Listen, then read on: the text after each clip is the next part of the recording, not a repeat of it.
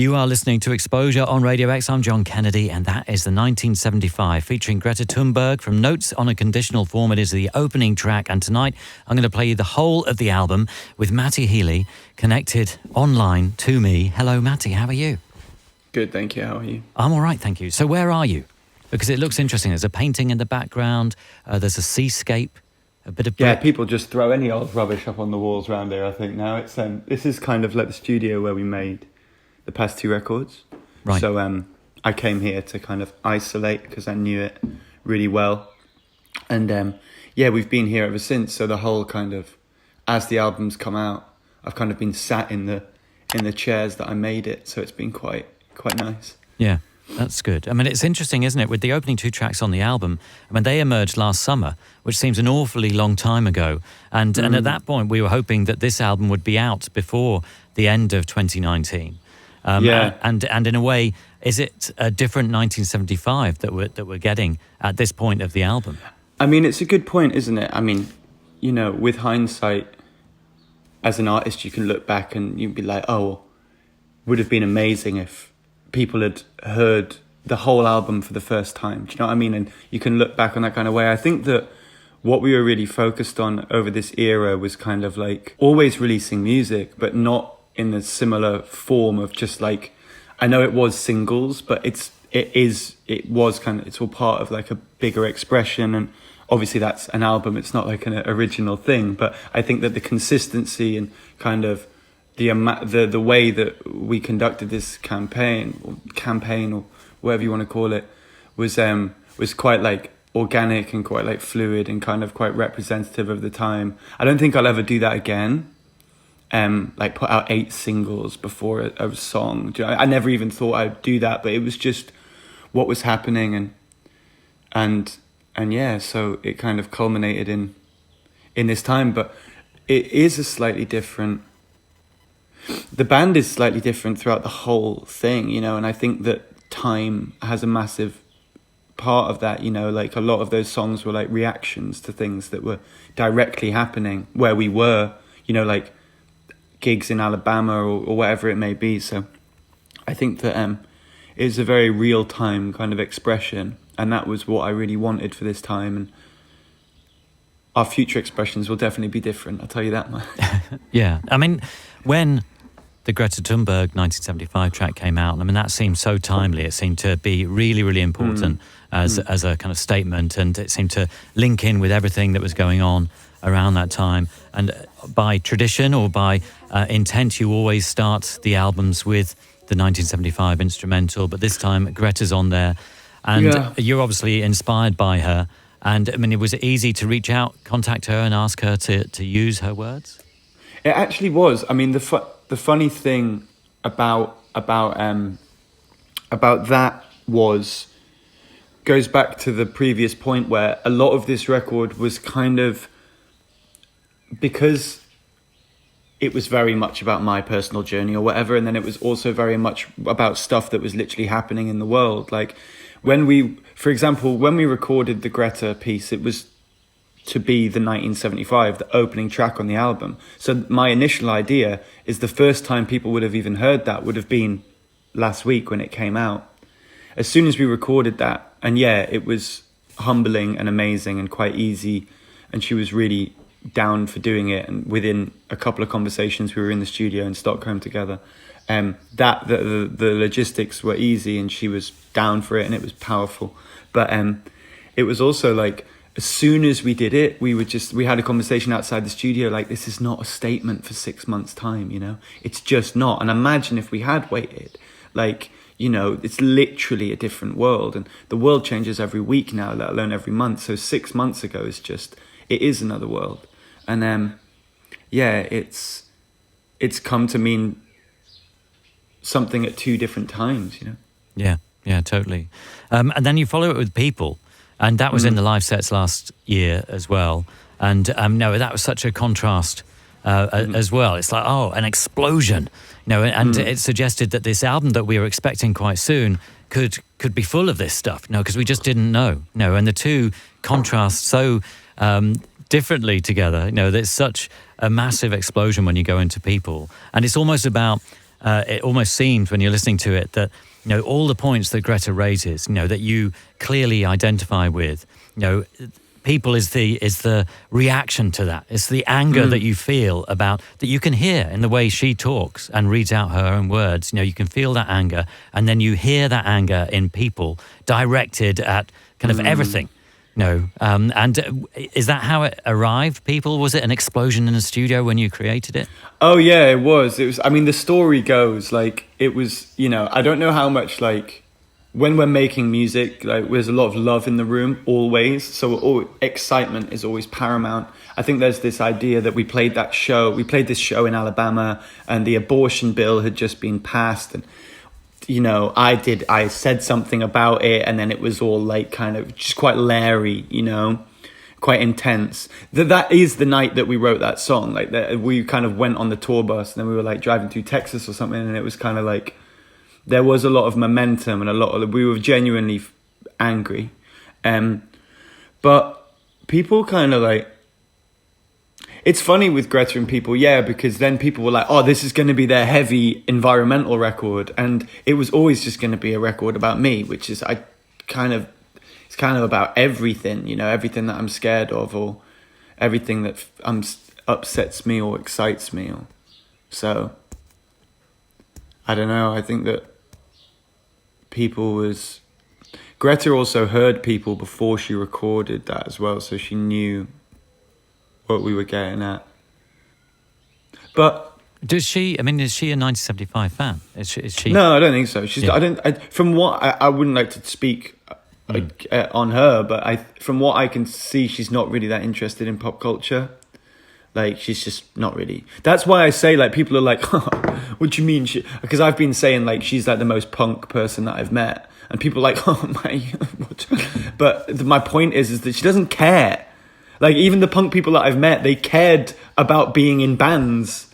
Like, they cared about their own ego enough to put it into, like, culture and art. She doesn't care. Like, that's what's cool about her. Like, not bothered. And I'm not saying she wasn't impressed when she met me. That's how I get the thing. No one's impressed when they meet me. But I mean, like, I don't think she's impressed when she meets, like, anyone, you know? Yeah. So it was legit. But the point that I'll make about people, because I've done quite a few of these things where people are asking me about the record, you know what I mean? So I might as well, like, make a point. I think that, and be honest about my work, like, with people, like, I love that song. I kind of grew up in the scenes that song kind of references sonically.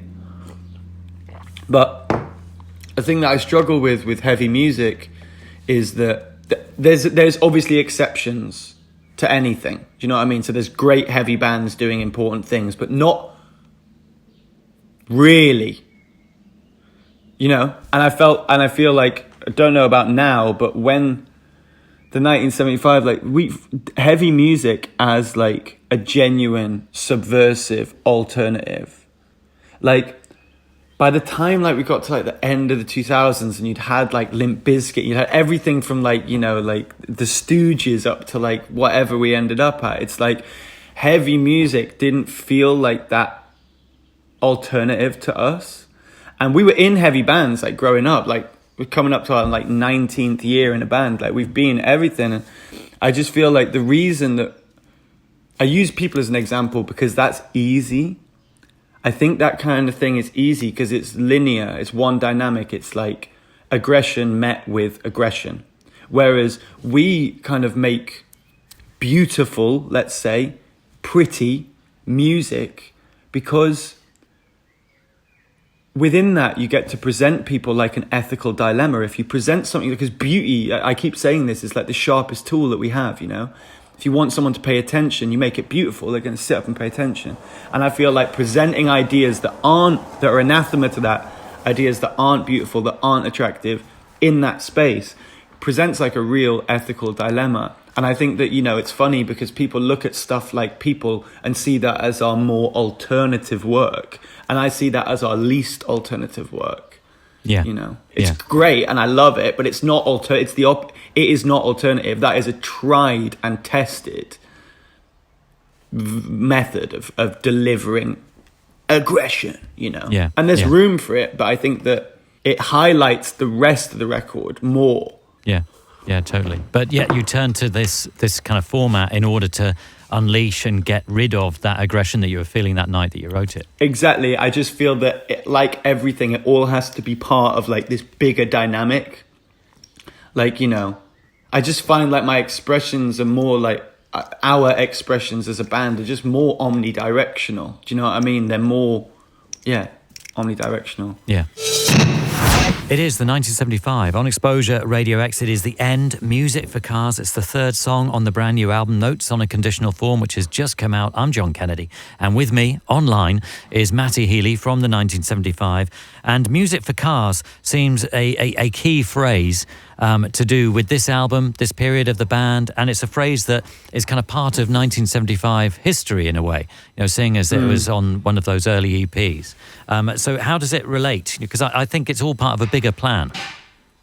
Yeah, I mean, Music for Cars is like, let's break it down. It's difficult. Like, each record has now kind of becomes, and I think for a lot of artists, especially very visual artists, they get regarded as eras. Do you know what I mean? So our first album was very much an era, self-titled era. Second album, same. Third album, same. And I think that going into this time, I was very aware that that is what is created an era. Do you know what I mean? So to give it kind of a name, I knew that I wasn't going to do a double album, but I knew we were entering into this form of long form expression, whatever it was, and it felt like it kind of needed a title. And Music for Cars was the title of our third EP in 2013, I think, and 12 or something. And again, it's like the connotation of an environmental context for listening to music. You know, it's very much a reference to Brian Eno, kind of one of my, you know, I think my most lauded hero of mine. And that, you know, with music for airports and stuff like that, music for film, whatever it may be, those ideas very much kind of like made sense of that kind of ambient side of our band. And then, you know, our band just we're very self-referential. Do you know what I mean? Kind of, I think everyone lives in their own world. Do you know? And I very much do. So because I make music, like I kind of can cultivate that world quite a lot. Like got a lot of in jokes with myself and therefore with my audience and stuff like. So the end, Music for Cars, is actually a classical, however you may describe it, orchestral version of a song called HNSCC, which was on Music for Cars. So it was kind of like, that song is like an ode to Music for Cars. So it kind of connects everything together. And so for those in the know, they get it. But for those who are just joining the party now, they can enjoy it and get another side of what you're up to as well, which is really interesting. And then from there, we go into Frail State of Mind, which now seems quite prescient with the phrase "go outside" seems unlikely. You know, a lot of people are picking up at that at the moment, but obviously, you know, you didn't write it now. How long ago was Frail State of Mind created? Where are we? Like, probably that was like the first proper song after A Brief Inquiry. So when did Brief Inquiry come out? End of 2018. Like December 2018 is when Frail State of Mind happened, and then I think those words came slightly later. Listen, I mean, the record does have moments of feeling like, I don't know what the words are, like prophetic or something like that, but it's not. It's just a record that was from a time, you know, I was just asking, you know, can we sustain this on a personal level? Can we sustain this level of anxiety? Can I sustain this level of anxiety as a person? And can we sustain this level of kind of like angst as a society? That's kind of the question I was asking on the record. And then the world kind of answers no. And then it's a bit like, oh God, it's you know, of course. I think that I keep saying, like, if something good had happened to the world, like overnight, you know how coronavirus bad and it kind of made the world overnight worse. If something good had happened, then maybe the record would feel a bit sheepish or unjustified or scared. But I think it just feels appropriate because I was saying, like, is this cool? And then the world's like, not really. So it kind of makes sense, you know? Yeah, yeah. And it does a thing which you do a lot as a band, which is that combining fragility and frailty in a way with things that could be played on a dance floor. Yeah. And you kind of lure us in, but then you have this sensitivity, but combined with dance beats and I mean, what we associate with celebrating things, don't we? it's the celebration of the mundane. It's my old trick or whatever it is. It's not a trick. It's not because it's just that's very much like who we are. I always used to make that joke like back on the first record when everyone was like, oh god, the lyrics are sad but the music's happy. I was like, but I always kind of want to create something that like sounds like I Want to Dance with Somebody by Whitney but feels like Leonard Cohen's Hallelujah. Do you know what I mean? So it's like that kind of juxtaposition has always been a massive turn on for me for years now. And I think that like the thing is with garage music, like it's not. Mike Skinner always made this interesting point about how like the garage scene was like pretty scary for him. Like going out to like garage nights, like pretty heavy vibe. Like he experienced garage music like at his mates' houses, like on record players and stuff like that. So like music for cars, a lot of my consumption of music was like in cars, like kind of like blazing cars out, or like, you know what I mean, we weren't in pubs and clubs, we weren't old enough and stuff, and we were in a suburban town. And garage music, like that's why like I think people kind of like, and maybe I do it as well, but over-reference when they're talking about us and this record artists like Burial. Do you know what I mean? But they do that because no one actually really made... There's not that much really pretty, beautiful garage music. Do you know what I mean? Like, in garage music, for me and George always say, it's a World Cup and garage music are the only two things that make us proud to be English. Do you know what I mean? It's the only thing that spikes our patriotism. And it's like, it's a real thing and it's really important to us and we take it really seriously, like culturally as well. Like we really respect where it came from. And there is beautiful songs in that scene. Battle by Wookie and Lane. Do you know what I mean? A lot of the kind of poppy leaning stuff. But Burial does get referenced all the time because he's kind of like one of the only ones, quartet bit, you know, like who kind of really made that like garage inspired, really beautiful music. And we really wanted to take it to like a new place and like expand on that. Do you know what I mean? And because, yeah, so I think that I do put Burial up there as kind of a bit of a godfather, and people struggle with that because he's of such recent times. People don't mind it when I'm like, oh, Brian Eno, because that, you know, that was ages ago, and people get that. But when I'm saying no, like this guy like really changed a lot of things for a lot of people, you know. But you find that with loads of different records and stuff, you know. Like anyway, yeah. Sorry, I chat on. Yeah. But this is a great example of what you're talking about. This is Frail State of Mind, the 1975 on Radio X.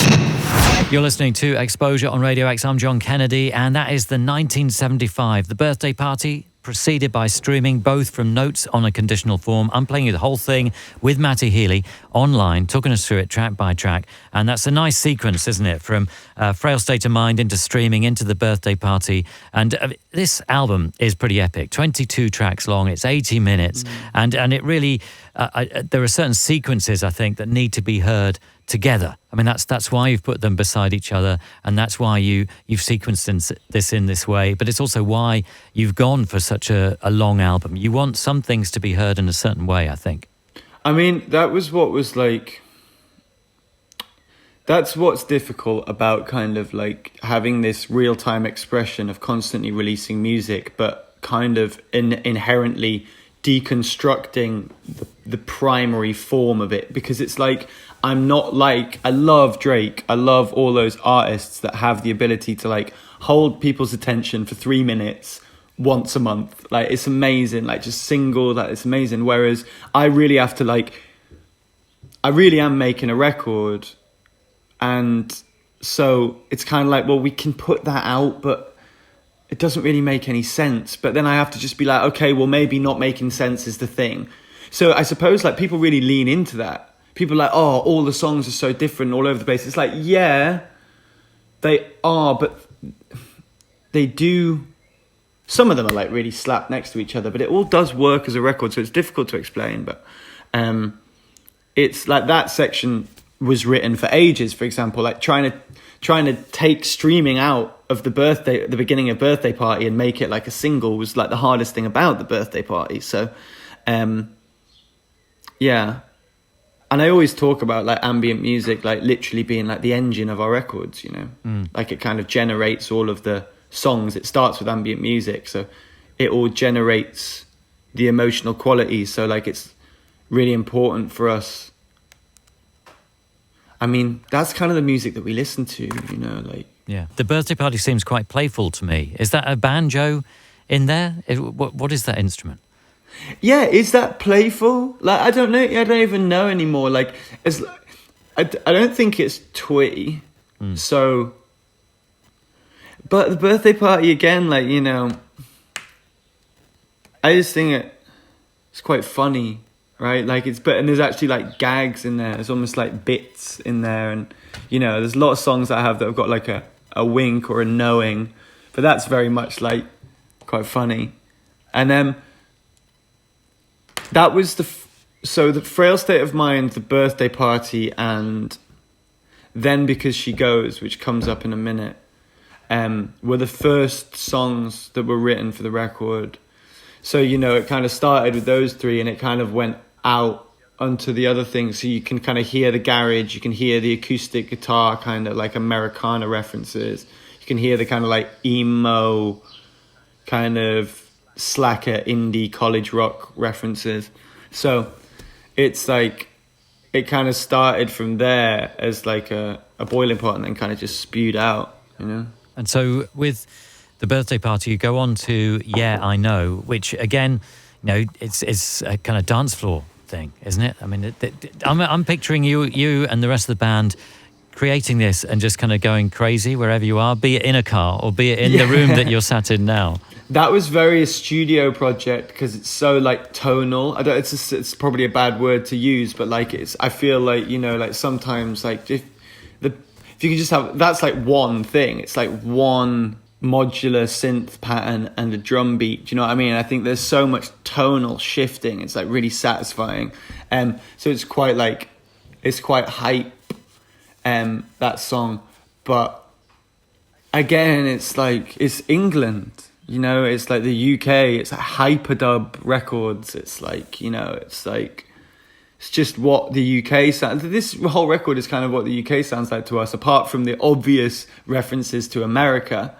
But a lot of the very, very English stuff was written in America, and a lot of the very, very American stuff was written in England, because I think we were kind of, you know, idealizing each when we were away from it. But what's the best way to hear Yeah I Know? What environment should people be in when they're listening to this?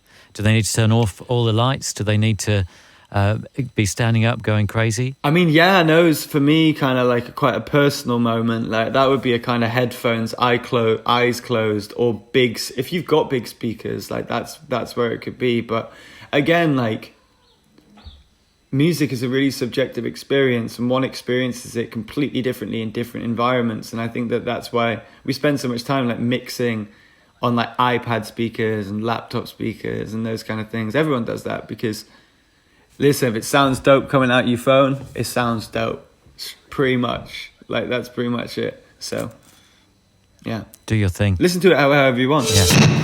It is the 1975 On Exposure at Radio X with Then Because She Goes. It's the 8th song on their new album, Notes on a Conditional Form, being played in full tonight with Matty Healy, talking us through it track by track. Online Connection. I'm John Kennedy. And you mentioned Then Because She Goes as being part of that creative flurry that gave us the Birthday Party and Frail. But this is stylistically, you know, quite different again, isn't it? I mean, this takes you into shoegaze and, you know, parts of your musical influence that you do talk about and you do reference, but you don't necessarily always project through your music. You know, I know you're a big My Bloody Valentine fan and you love, you know, music from that era. But because you have so many strings to your bow in the 1975, you know, you can't concentrate on them all at once, you know, and I guess everything you swallow in throughout the course of your life kind of comes out at some different point. Then Because She Goes, what were you trying to do with this? You know, how did this one come about?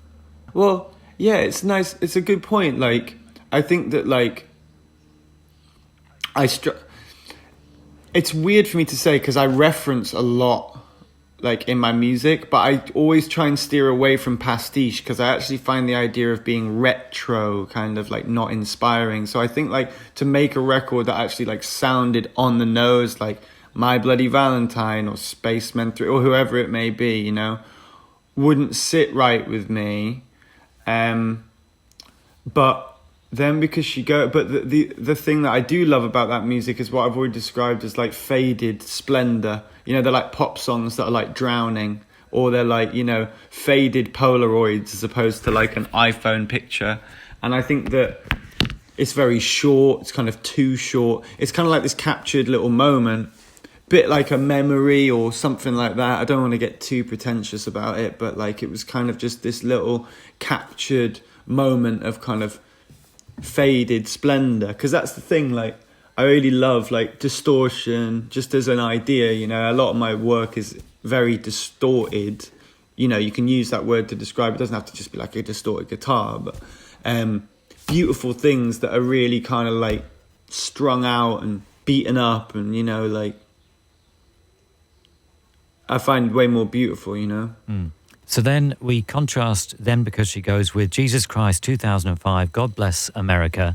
You mentioned that a lot of the Americana inspired or influenced songs were written when you were in England and vice versa.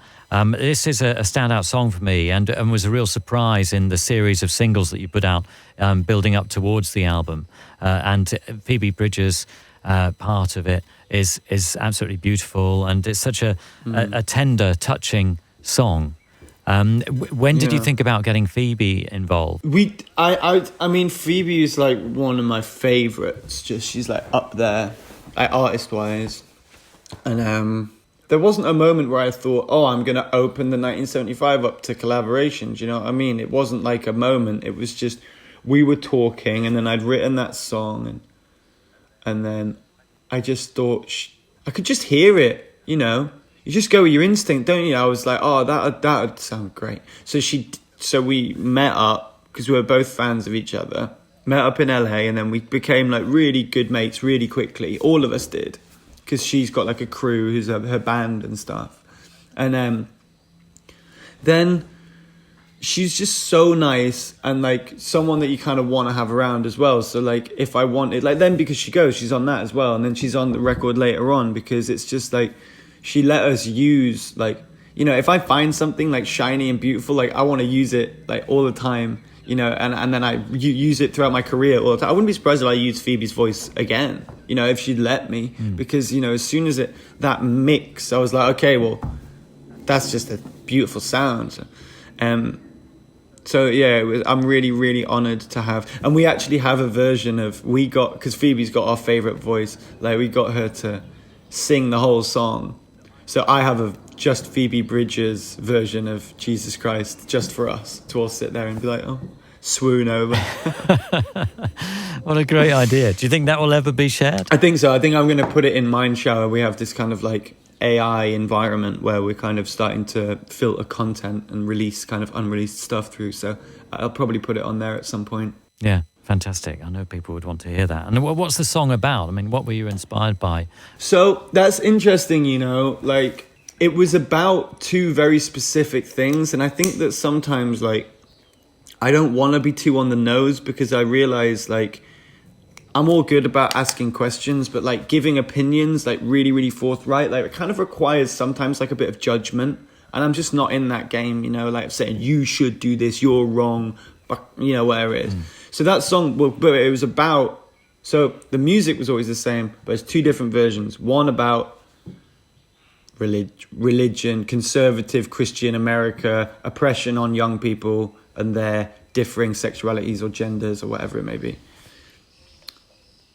There's a version that was about that, and there was a version that was about the prison industrial complex, however you describe it, a for-profit prison system in America. Now those ideas came from just like driving through middle America and seeing like billboards of like, you know, God loves guns or whatever it is, and you know, then huge prisons and then towns connected to that prison that are also like low income towns that are very weird And then I basically couldn't decide which one I liked, so I just cut them up and just took my favourite lines from each one and made it into this thing that just ended up feeling quite like interpretive and subjective and meaningful but open. Do you know what I mean? So. It is 1975 with Roadkill on Exposure Radio X. It's the 10th song on Notes on a Conditional Form. We're playing you the whole thing tonight. I'm John Kennedy. Matty Healy is connected online for us. And Roadkill continues that American connection in a way.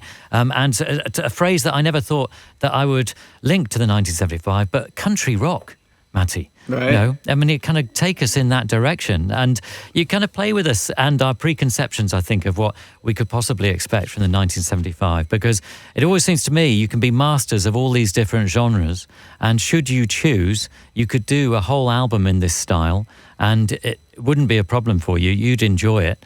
But also, your kind of magpie minds could never allow you to do an album which was just one style. Yeah, but to be honest with you, I don't really buy into that, John. I don't buy into us being like particularly special magpies. It's just like there's no...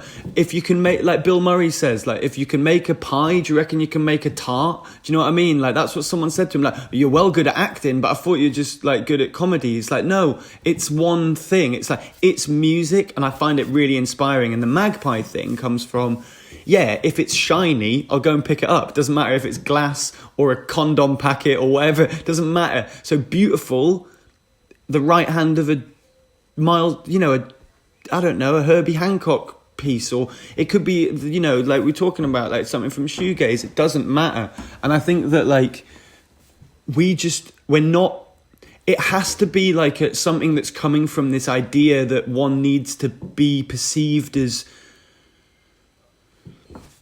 The genre thing is like, it doesn't exist anymore, right? So like there's nothing in, like subculture is kind of like an individual thing now almost. Like it's not real to exist in one dynamic kind of culturally, right? So we don't, and we create in the way we consume and all these kind of things. But I just think that this idea of like, there must be some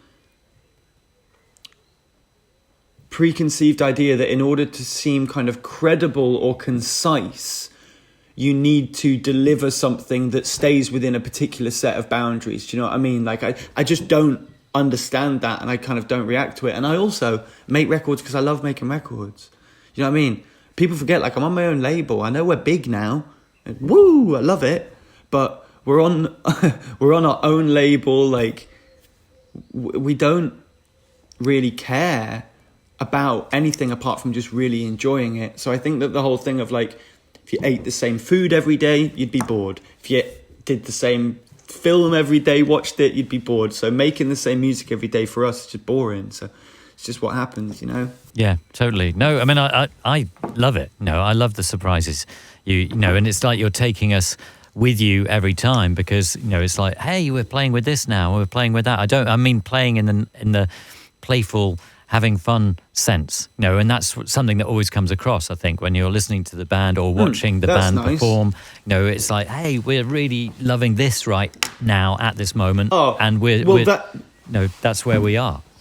That means a lot. That's nice, because that's what we're doing. We're just trying to kind of tell the truth. We're not trying to pretend that like we don't know that we're a band, or that we're this kind of like entity of like cool and mystique or whatever. Do you know what I mean? We're people doing what we love. So that's good that you feel like that. What's Roadkill about? About tour. I just thought I thought I was really clever when I came up with that name, because I was so exhausted. I was like, oh, that's a clever tour song name. I'll write a tour song.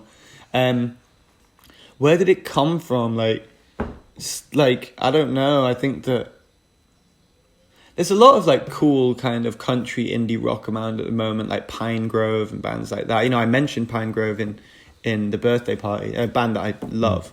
So maybe there's a bit of that in there. I don't know, like kind of.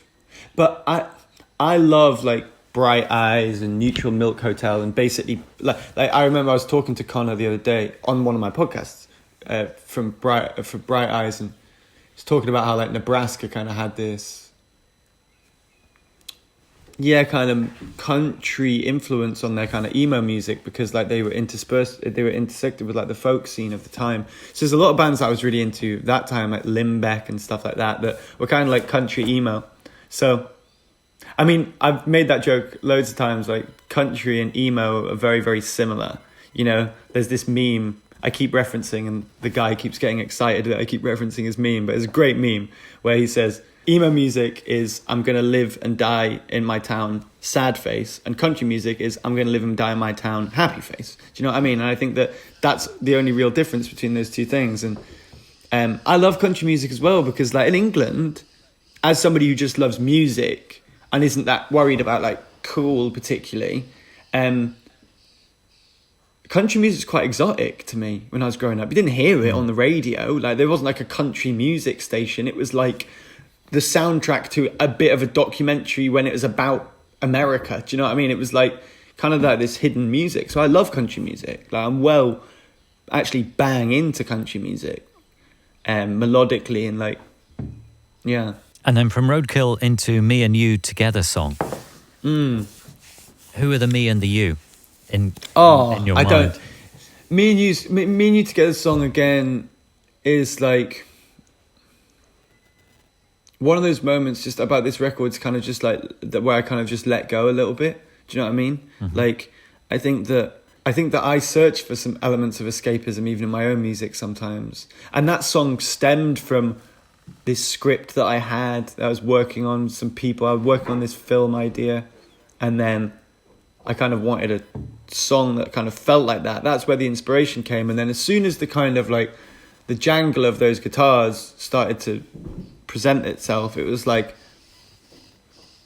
again, like I just wasn't scared about like really, really recapturing what I was originally excited about with music. Do you know what I mean? And kind of like that sound, that kind of like bright, jangly, I don't know, too many adjectives. I'm not a music journalist. That sound just was a big part of like kind of my growing up, and I just wanted to kind of like make something that was quite full circle, you know? I think there's something you should know. It is the 1975 On Exposure Radio X from the new album Notes on a Conditional Form. I'm John Kennedy. With me is Matty Healy online, talking us through the whole of the new album. And this is another kind of dance floor moment, really. I mean, I hate to separate them all in this way, Matt, but it, you know, that's what it is. I mean, that sub bass is amazing, yeah. and so kind of mellow at the same time. Do you know how that sound is often it's considered angry or aggressive or destructive, yeah. But somehow you've created mellow sub bass. Yeah, it's like there's a lot of it going on in kind of like drill and stuff. I think that it's like like it's a celebration of the mundane, like about England again. Like passing lights of the M25 is just as evocative and beautiful and emotional to me as like the Peak District. Do you know what I mean? Like it's England. Do you know what I mean? It's like it's home. It's like where we're from. And I think that nighttime culture for us is not just about when you've gone out and it's nearly midnight. Do you know what I mean? It's a lot of it's about like 4 a.m, 5 a.m, 6 a.m. I think that's kind of where this record sits in its dance kind of stuff. Do you know what I mean? Because there's a lot of like euphoria. Not like saying that my music makes people euphoric. I'm saying like that the strive for that in dance music is quite an obvious sound, the euphoria sound, and there's a lot of that. And we also, I mean, you want to get boring. Like I think that texture is really important in dance music, and I think that George is really obsessed with like, texture. We use a lot of like, I don't know what we call like human devices. So, like real sounds, white noise, breath, mic'd up real environments in order to create these kind of electronic soundscapes, because it feels more human and it feels more delicate and more tactile, A lot of people are doing that in kind of like music, like Niels Fromm, or like, there's loads of people who are doing that, but I think it's quite important to have like a human quality to that electronic thing, you know, because it's going to get described as glitchy regardless of what you do. So you might as well try and make it as kind of human as possible. Do you know what I mean? Because people are obsessed with electronic music just being anathema to humans making stuff, you know, when it's really not anymore, you know. And then you follow, I think there's something you should know, with Nothing Revealed, Everything Denied, quite a change of pace. And the night the album came out, there was an amazing reaction, particularly to this song, I thought. Looking at people, I thought so. I mean, because there were quite a few Twitter parties or whatever you want to call them, people listening to the record and kind of giving us an instant reaction to it. And that seemed to be one of the songs that people were really floored by, hearing it for the first time as the album was released. And what can you tell us about this song? It seems to kind of link things together. Almost in some of the things that you say in it, you kind of deny what you might have said in another song in the past, almost in just for fun, in a way. Yeah, I think that's just a joke. Do you know what I mean? I think people probably think that's maybe like a bit of an ego thing, where I think I'm like, like settling old scores. Like I'm just messing around, like because it's all music. It's all funny. Like I don't know what that song is. That song's kind of like. This is going to sound like a weird way to explain it, but this is the only way that I'm going to try and explain it. It's not just this song, but like that song kind of represents part of the album. And I think that what this album was really expected to be was like a resolve, like for our fans or whatever, like a resolution, like an ending in some kind of way, like the ending to a movie that's been going on for 10 years. Or it's definitely the end of this section of time. And it is the end of a movie, but I always say it's kind of like The Graduate, you know, that moment where reality sets in and you as an audience member are thinking the same thing that the characters are thinking. We got any money? Where are we going to go? Like, how long is this romantic fuel going to, you know, fuel the fires? So I think that Notes is a bit like that. It's a bit like there isn't really any answers or any resolution or any resolve or kind of any ribbons to put on anything. Do you know what I mean? It's just kind of new beginnings. And I think that, again, it's me. Like, there's a lot of my work where I'm kind of like asking questions like that. Sorry, I know this is on the radio, but just for people, like I'm looking up to the sky with my hands up going like, oh God, existential crisis, be gone, help me. I do that a lot. And I think that wasn't really expected on this record, I feel. Because people were a bit like, there's a sense of resolve kind of expected. And this is the most I've been like, I do not know. I've not...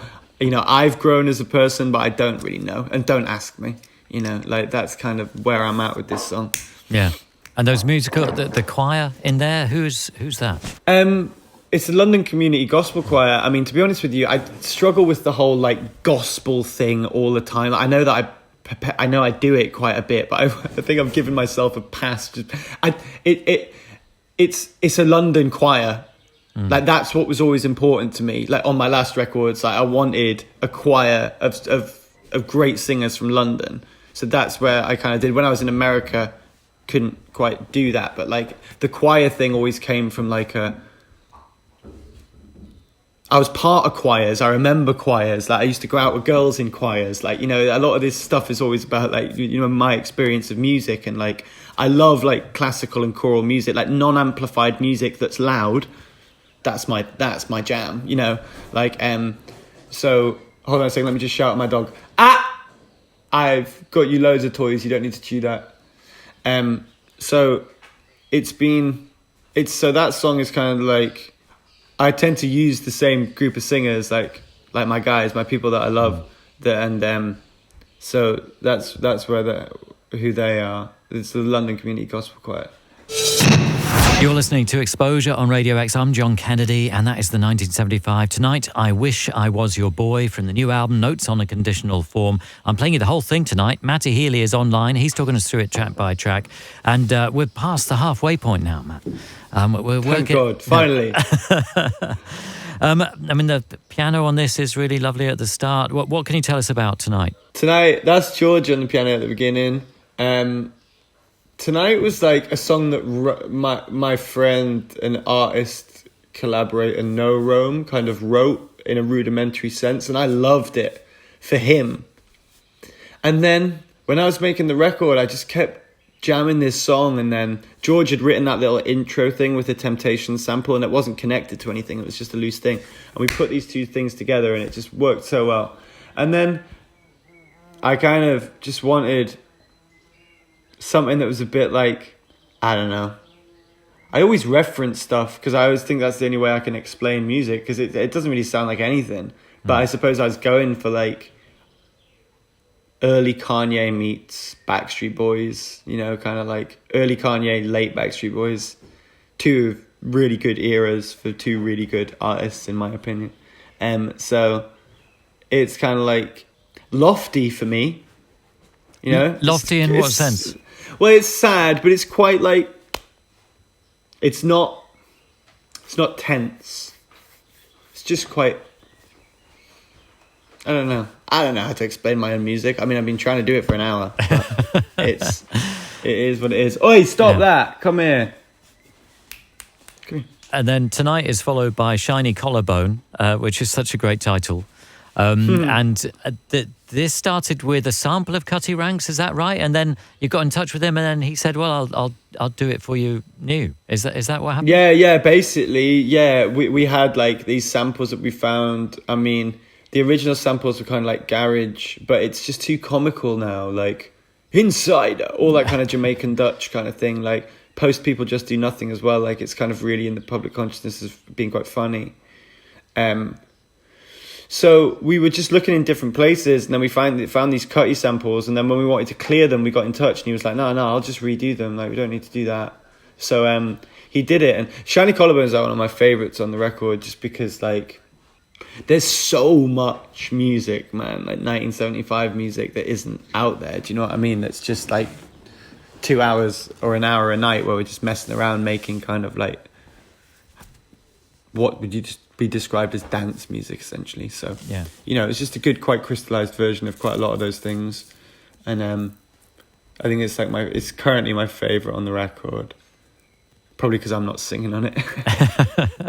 And that phrase, "Shiny Collarbone," what's that from? I don't know. It's such a great phrase. It was written down on my phone. Yeah, I wrote it down one time. Maybe I saw someone I'm not a pervy person. So I don't even want to think that it was a sexual thing, but maybe it was. Because it's a nice image, isn't it? I don't know. Pervy person, what am I about? We can imagine whatever we like as we listen to it. This is the 1975 Shiny Collarbone on Radio X. If you're too shy, let me know. It is the 1975 On Exposure Radio X from the new album Notes on a Conditional Form.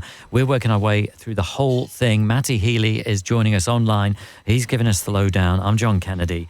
And in some ways, if you're too shy, kind of it seems to me if there's a classic 1975 sound, then it's kind of embodied in parts of this song, and with the sax solo as well. I know you love those elements.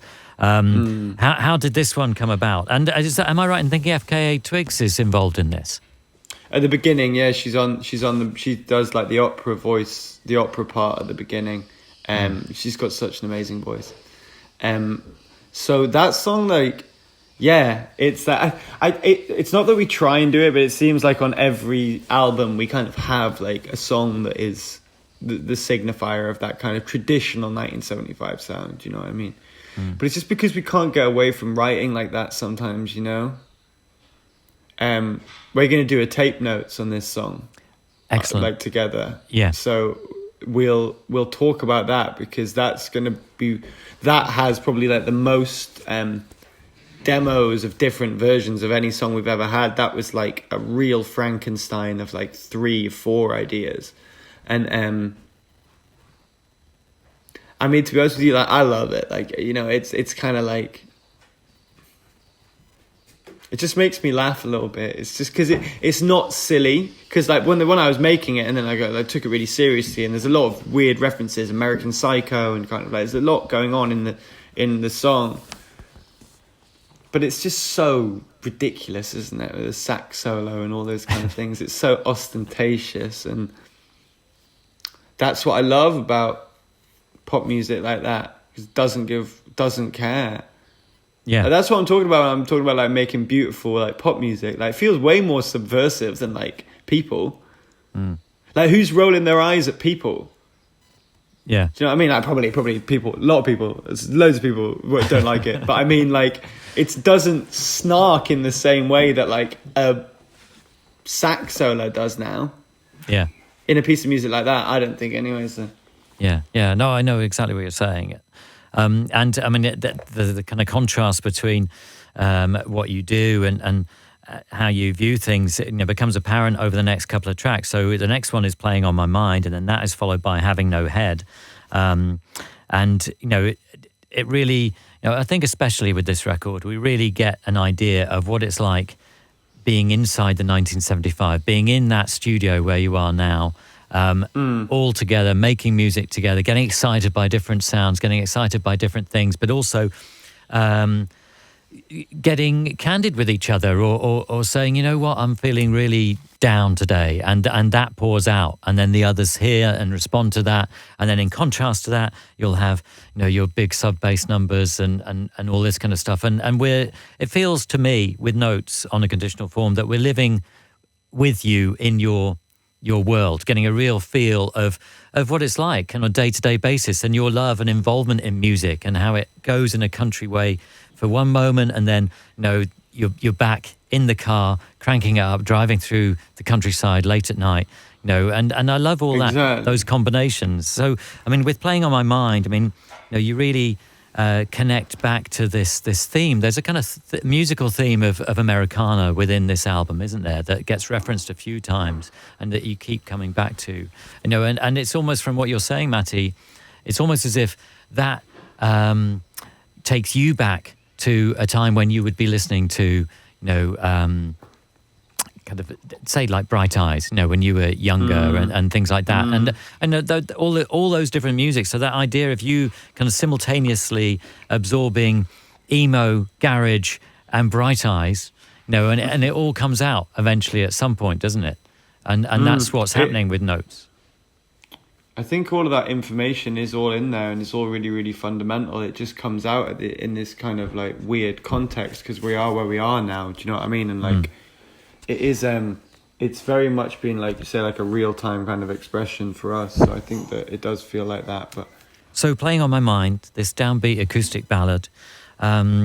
Is there anything you want to tell us particularly about this song? I really like that song.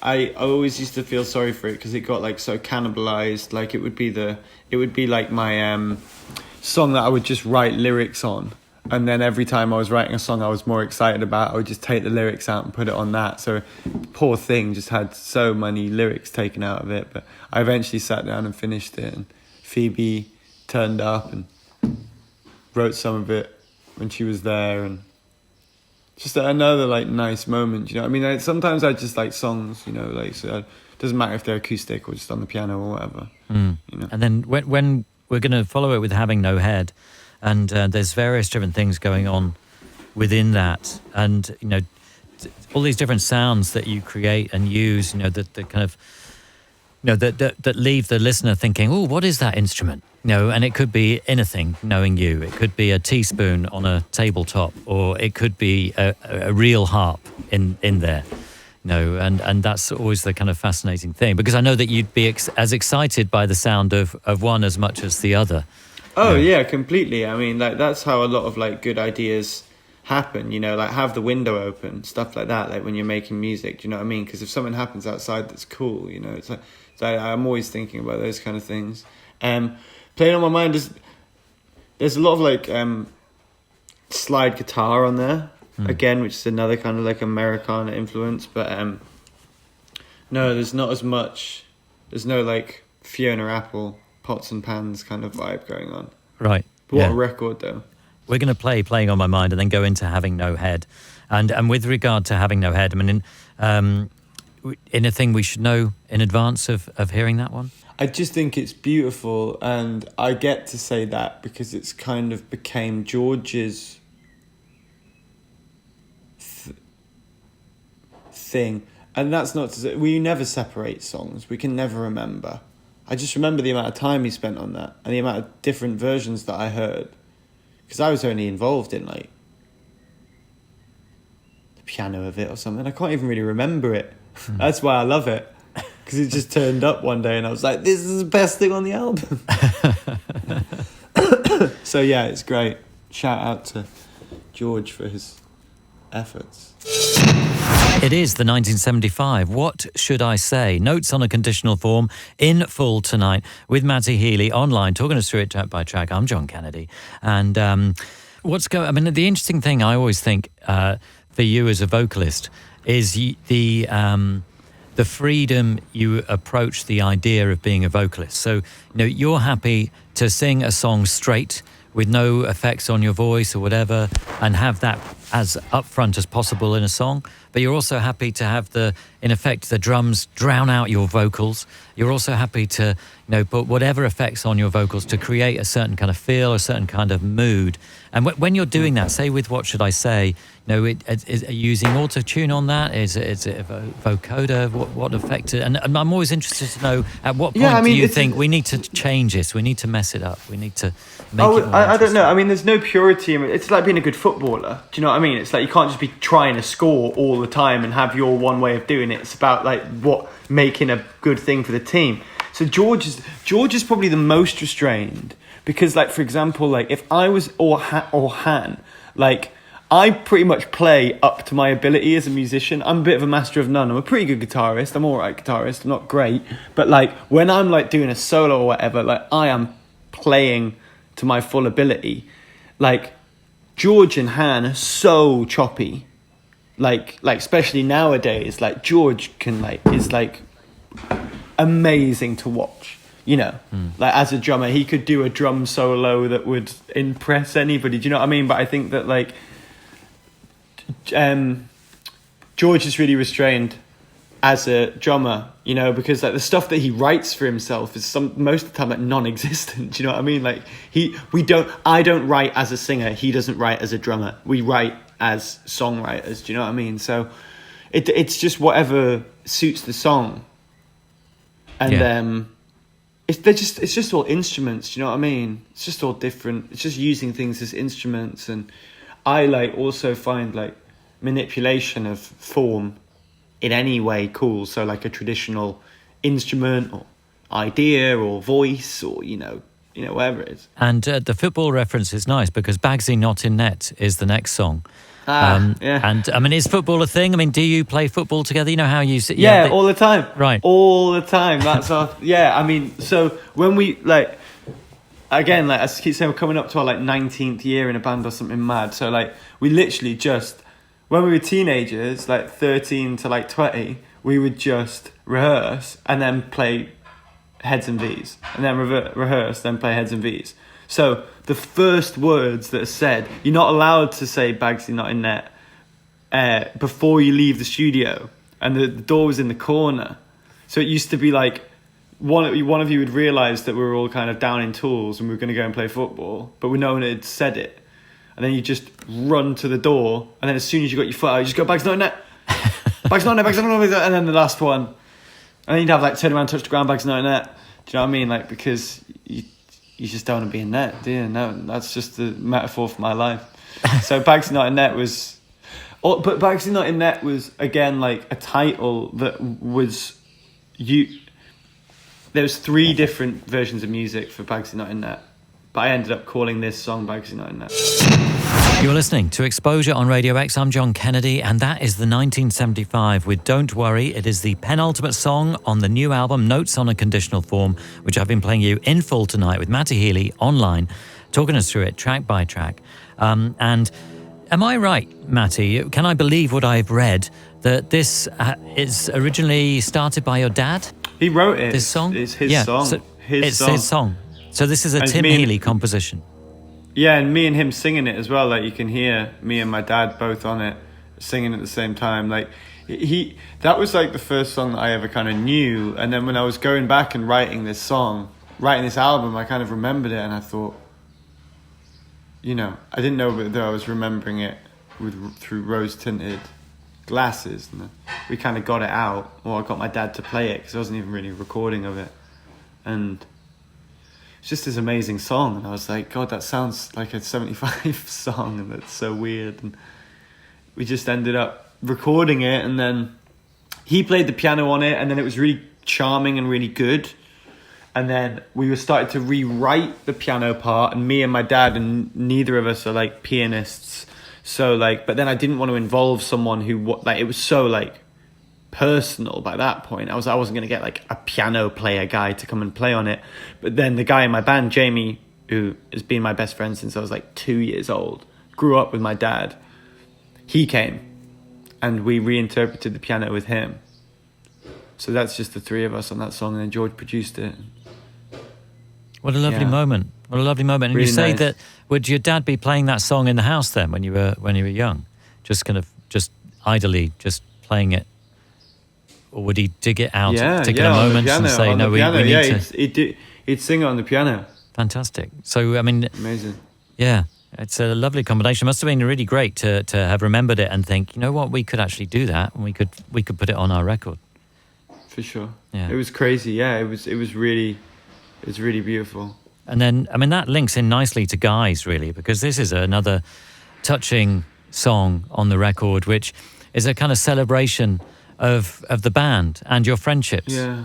Which I just love. I love watching musicians play on stage where that you can tell that they really love playing together, and you can see the communication going on when they're all looking at each other, particular moments in songs, and they're just having such a great time. And Exactly. that's something, that's one of the reasons why I like going to see live music. I love seeing people in that state, and I love hearing it on people's records when you can kind of hear that similar feel and that similar kind of group love, as it were, taking place. And I think with Guys, it has that, doesn't it? Where you're all kind of celebrating each other. Yeah, and I think that it's really nice. Like, I think that it's an idea that has been kind of at the forefront of the band for a while. I've just not managed to get it into a song, really. Like a kind of platonic male intimacy, that kind of tactility, and that lack of fear around those ideas as a group of straight men, It's kind of like, for example, the only posters you can get of us from the past 3 albums, the only photos we've done are a photo of us hugging, like these really kind of quite nice embraces, be it underwater or whatever it is. And then there's this kind of camaraderie, but also kind of like a looking after one another. And also I wanted a song that was like a love song about friendship, because there's not really enough of them. There's just so many songs about romantic relationships being the formative ones, whereas your platonic relationships are just as important, Yeah, totally. And what a great way to finish the album as well. It's how long ago did you write it? Did you always think, actually... I think it was the last, apart from Bagsy Not a Net, I think it was the last song that I wrote. So it's still kind of one of the last songs that I've written. Well, that's not true, actually. I've written a bunch since then, but the last song that made it that I wrote, yeah. Fantastic. Matty, thanks so much for taking out all this time to talk us through the album track by track. Oh, no worries. I'm so pleased to have you here. And this is the last song then on Notes on a Conditional Form. This is the 1975 with Guys on X-Posure, Radio X. Radio X.